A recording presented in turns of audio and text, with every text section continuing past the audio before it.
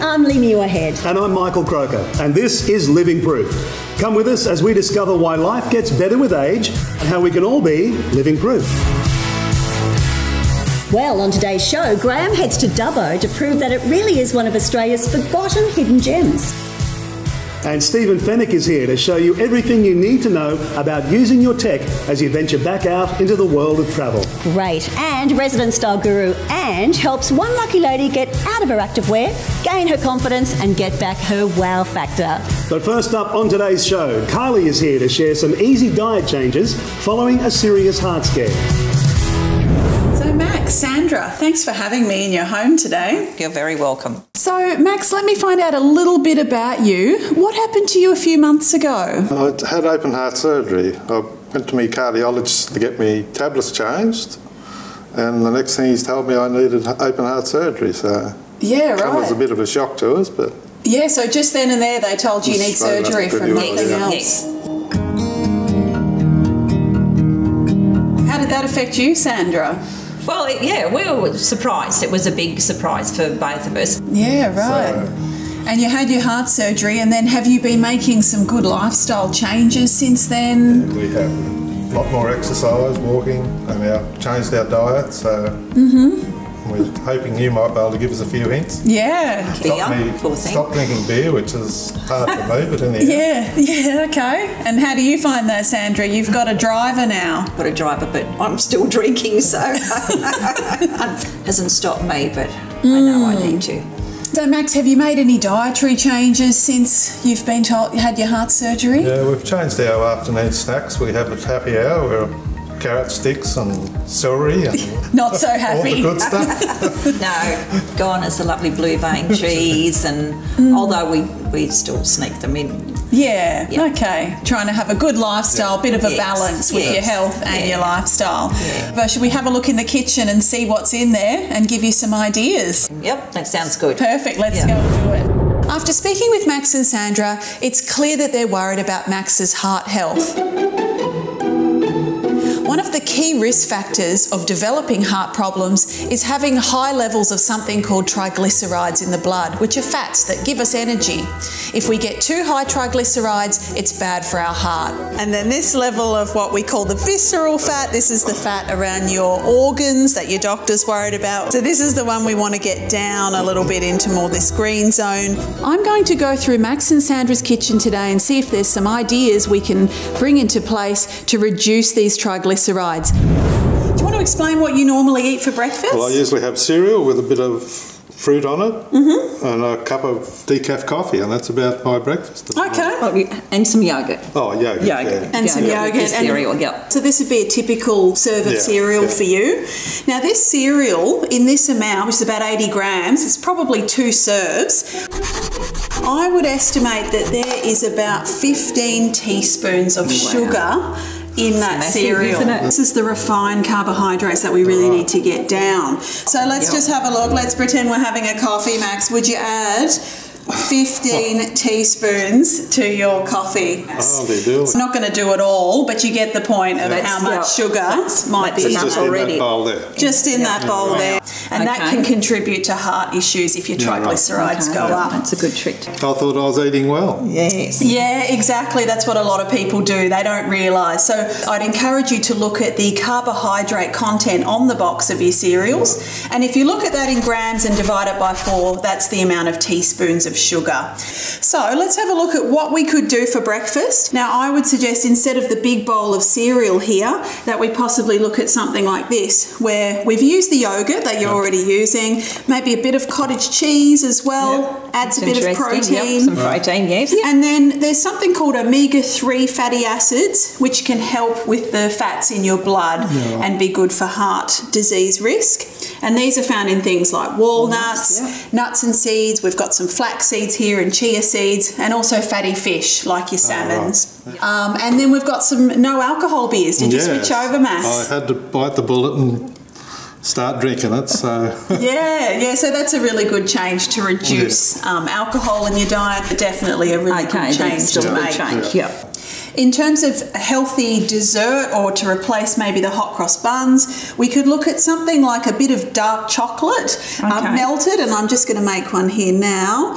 So what you would do is pour a little bit of this dark chocolate. You want to look for the chocolate that is quite high in the cocoa content, so they're not high in sugar. Yep. Popping in a few of those nuts and seeds, so you could use things like your walnuts, and then what we would be doing is putting that into the fridge and having that as your So, and that would be still a tasty snack too, wouldn't it? Exactly, yeah. Probably even nicer than the hot cross buns. So. Probably even nicer than the hot cross buns without all of the extra carbohydrates. Sugar. Yeah, so just to summarise, I guess what we want to do is reduce the amount of refined carbohydrates in your diet. Still have them occasionally, but not too much. Yes. We want to increase the omega-3 fats through things like the flax seeds and the walnuts. So quite easy changes. Yep. Do you agree? Yeah, I think so. Well, yeah, that wasn't easy, but yeah, I've changed. Not easy with the beer, but... Wow, that is spelling it out. 15 teaspoons. We obviously have to read the back of the packets when we buy stuff. Yeah, I don't know if we all do enough of that. That was a really sobering demonstration of just how much sugar is loaded up into what looks like an innocent bowl of cereal. And I reckon, honestly, I don't know what the cereal was, but some of them you think are healthy. Yeah. We maybe need to look a little deeper into it and work it out. Wow, that's... Fine print. Blow my mind. However, I do like dark chocolates. That's a big tick for me. That looked like something I think I could even do in the kitchen. I might even give that a shot. You can't burn it. There's no cooking involved. Well, there you go. I'm in. Good. Excellent. Right, now, though, Ange visits Kay, a retired school teacher who seems to have also retired from getting dressed up. Today we are meeting Kay, who tells me she's stuck in a rut and is in her activewear all day long. Does that sound familiar? Well, I'm here to help her reclaim her style and shake things up a little. Let's go meet her. Thank you so much for having me in your home, Kay. You're welcome. It's nice to finally meet you. Yeah, that's lovely to meet you too, Ange. Yeah. So you mentioned you're in your activewear all day. I can imagine so many women saying, oh my God, me too. How do we just get stuck in our activewear? Tell me about that. What do you feel has led you to being in a rut? I was a school teacher for 41 years and then I retired 4 years ago. Yeah. So now being retired, I love to be active and do my walking and keep fit. But life's changed. I don't feel the need that when I get back from my walking that I might do the housework or something, so I'm often staying in the active wear instead of getting dressed up to even go to the supermarket and things. So do you want to be a little bit more dressed up, a little bit more social? Definitely. Now with the social activities that we tend to go to, I want to feel a bit more inspired in what I put on and get that zing back into my dress and wardrobe and that. So just having a bit of style again to what I used to have. Yeah, sure, because I think retirement life doesn't mean that you go in hiding. And it's nice to reclaim that confidence, isn't it? Just that little bit of, I mean, sometimes just a blow dry and a beautiful pop of lipping is all you need. Makes you feel much better. Okay. So, yeah. What's your sense of style? Dresses with colour. I love colour. I like fun things. I don't like dowdy clothes. I tend to steer more to shops that have vibrant colours and modern fashion. And hair and makeup too, that's really important to sort of finish off your look. I would love to have someone help me with my makeup and what colours suit me best, and especially with lipsticks and getting a bit more into dressing up and having some eyeshadow. I'm so excited to make you over today, Kay. So how about we get started, Kay? So excited. Are you ready? I'm ready. Okay, let's go. Turn around. Yeah, you look gorgeous. One more. Activewear has become the new street style, and it certainly is a fashion statement within itself. But what can happen is you can easily get yourself in a style rut. A little bit like Kay, it's easily done, but after retirement, she certainly lost her way. I've got 3 top tips for you if that's happening. Number 1, go through your closet and have a really good purge. It's often that there's too many clothes that you're not wearing taking up space. Secondly, book an appointment with your hairdresser. Sometimes just a new style with your hair can really revamp your confidence. And number 3, when you go shopping next, pick 3 items that you would never normally look at. Take them into the change room and just have fun, play around. So that's what we've done with Kay. We've selected something that she wouldn't normally choose, but it's in a great pop colour. She looks absolutely beautiful. I can't wait for her reveal.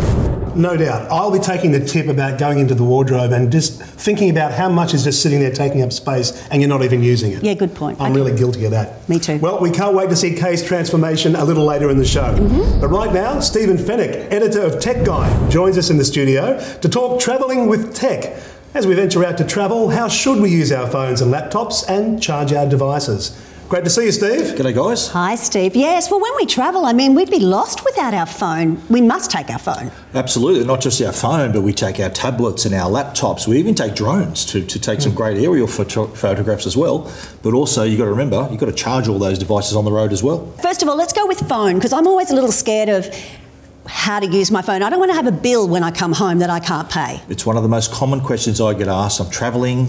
What should I do? Do I buy a SIM card? Do I get a roaming plan? Yeah. So that's the choice that you need to make. Before you leave, you need to know, does your telco support roaming? Some you can pay $5, $10 a day and you can use your phone overseas as you would in Australia, so people can ring your number while you're overseas. Okay. But it's really common for people to buy just a prepaid SIM at the destination when they arrive, put that in their phone. That gives them all the data they need. Because you've got to remember, your phone is not just to connect, it's also your camera. Yeah. It's also your map. So you're using it constantly while you're travelling. So being able to use that with peace of mind, knowing you're not going to come home to a huge bill, is really important. Now, often we'll be out there not only with our smartphones while we're travelling, but laptops and tablets. What about when it comes to those guys? Well, I think the ideal situation is to have a really light device. So laptops now are really thin and light, so you can easily travel with them. Tablets are kind of taking over. That they can do the job of a laptop, so you really don't need to be weighed down with a bulky laptop. Okay, well, you mentioned drones, and I know you're a big drone fan. Do people take drones? Are you allowed to take a drone over? Well, you think about it, a drone is a flying camera. So where you're travelling to these beautiful exotic destinations, you want to get the best shots possible, and a drone can really take those amazing photos and videos. Well, the key thing to take away is that it needs to weigh less than 250 grams for you to fly it safely around the world. The jurisdictions, all the different countries generally have the same rules about that weight limit. Now, Steve, it's one thing to have all these devices in tow when we're travelling. It can be challenging then keeping up with having them charged. That's right. Well, you really need to plan ahead here, and remember that a lot of the hotels you travel to have USB ports in the wall. So they've got the plugs, you've got to have your travel adapter, but there are also adapters you can buy that work in any country. There were all the different prongs, and they've also got USB ports on them as well. So it's an all-in-one product that lets you charge your laptop, your tablets, the drone, the camera. So rather than weighing yourself down with half a bag full of cables and chargers, you can really streamline it. And if people are looking for that kind of tech, we're talking about a universal adapter. Yes, you can find them online. They're very popular now that we're back out in the world travelling and we want to keep all our devices charged. Really easy to find. There you go. He's off to Hawaii. Well, he's been to Hawaii. Steve's got a great life. Oh, I tell you what. Well, I'll tell you who else has got a great life, and that's Graham, and he's about to go on an animal safari in a New South Wales country town.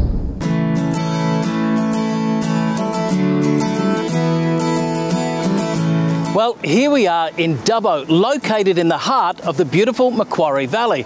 It's about a 5-hour or 400-kilometre drive northwest of Sydney. It's packed full of history, has award-winning tourist attractions, and still manages to retain its small country town charm.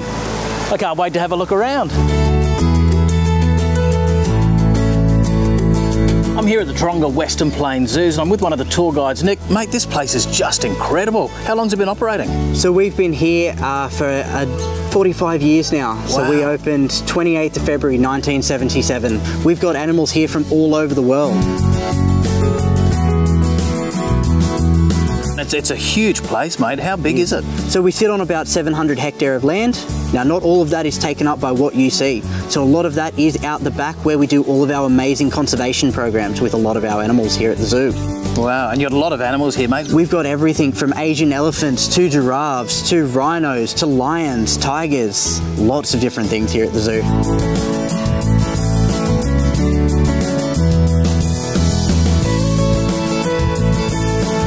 It goes without saying how invaluable the Royal Flying Doctor Service is to outback communities. And I'm here with John Larkin, who is the Head of Tourism for the Royal Flying Doctor Service South East Section. G'day, John. How are you, mate? Very good. Mate, how did it all start and when? The Royal Flying Doctors was started by the Reverend John Flynn, Dr. John Flynn, in 1928. So it started in Queensland, at Cloncurry, which was the first base, and 21 years we've been in Dubbo. And so what can visitors expect to see? So here in Dubbo, it's really about trying to create a very interactive exhibition. So the visitor experience here has a lot of tactile things that you can touch and see. You can get virtual reality, and we actually show you how the service runs on a day-to-day.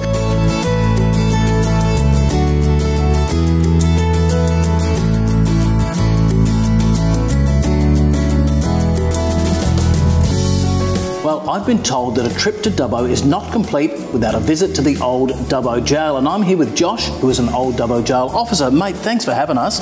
Can you tell me a little bit about the history of this place? Absolutely. So Old Dubbo Jail has been operating here for quite a number of years. It operated as a jail for over 100 years and has since been operating as a tourist attraction for nearly 50 years. It was one of the first original buildings to be constructed in the town, alongside a jailer's residence and a court of petty sessions. So what would be some of the punishments that the men would endure? So things like being trapped inside solitary confinement, locked inside dark cells for days at a time, or some of the items that you can see here behind me in the cabinet. Down the other end we can see our whipping stool, when prisoners could have been flogged multiple times. Otherwise they'd be dragged around the jail in hand and leg irons to conduct their exercise and do their chores. It was a harsh time. Definitely was.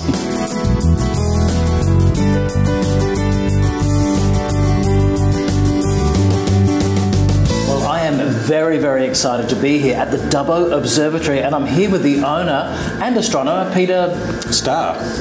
Seriously? Yes. That's your last name? That is my real name. I think that is the most perfect name for an astronomer I think I've ever heard. There you go. Peter, tell me about this place, mate.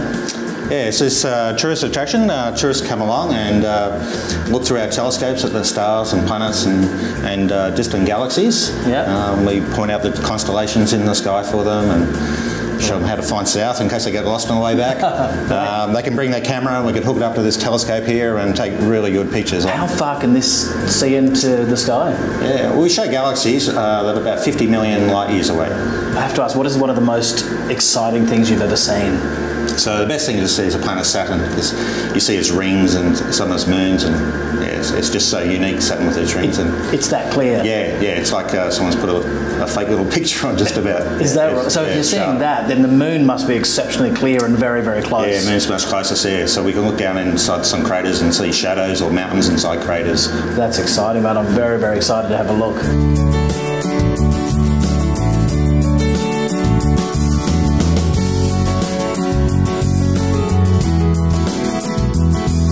Well, Dubbo certainly was an unexpected hidden gem. The Taronga Western Plains Zoo was great. The fascinating history of the old Dubbo jail, learning more about the invaluable services of the Royal Flying Doctors, and the mind-blowing and humbling experience of looking at planets 1.5 billion kilometres away at the observatory. I tell you what, Dubbo did not disappoint. But as always, don't take my word for it. Come and check it out for yourself. Well, there you go. There's a place I always thought I knew, and I've now realised I didn't know it at all. No. Dubbo seems amazing. So much in one place, like stargazing. Yeah. Yeah. Then you can get in touch with nature. And then, if you're not well behaved, you go to jail. What else did he do? What was the other one? Well, the Royal Flying Doctor Service. And then if you're not feeling well, they can help you. Yeah, that's right. And the history there is really something I wasn't aware of. And they seem to have done a beautiful job in Dubbo of walking that line of acknowledging their history and being contemporary in their experiences, but maintaining heritage. Okay, well, I'm putting that on my list as well. I'll join you. I'll drive. Okay, you can. Okay. The time has come. Ange and Kay are standing by. So, ladies and gentlemen, let's get comfortable as we cross for the big reveal. Well, it's that time. There is a buzz in the air and the champagne is flowing. Family and friends have gathered for Kay's reveal. I'm excited. Are you ready? Let's go take a look. She looks so beautiful. I think you're going to absolutely love her new look. They're ready for you. Kay, come on out.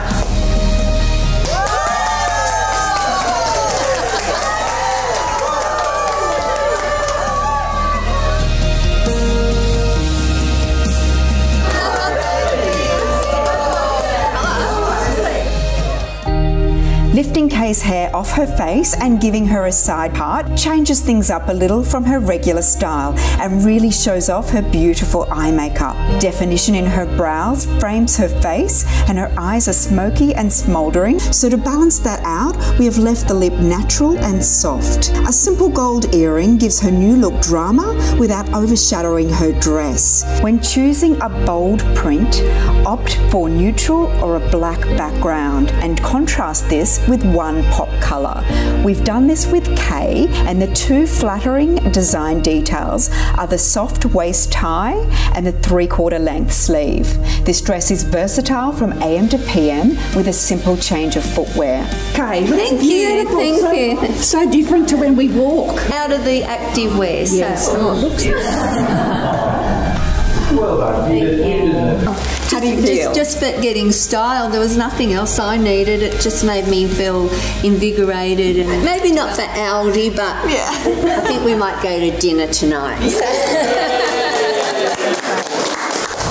Oh, I love that dress. I just love the whole look. She looks amazing. And the hair, the makeup.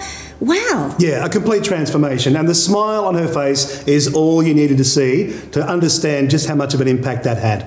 I agree. And I mean, I think we all get into a bit of a rut with our activewear. I can stay in it all day as well. But when you see the transformation and how confident she looked, and just even a little bit of makeup, wow, I loved it. Really wonderful stuff. Yeah. Well, that wraps up another episode. Of course, we're always grateful to our amazing guests who invite us into their homes, get out of their comfort zones, and share their favourite travel experiences with us. And we can't forget Graham, Carly, Ange and Stephen, who all help us become living proof that life just gets better with age. Until next time. Take care.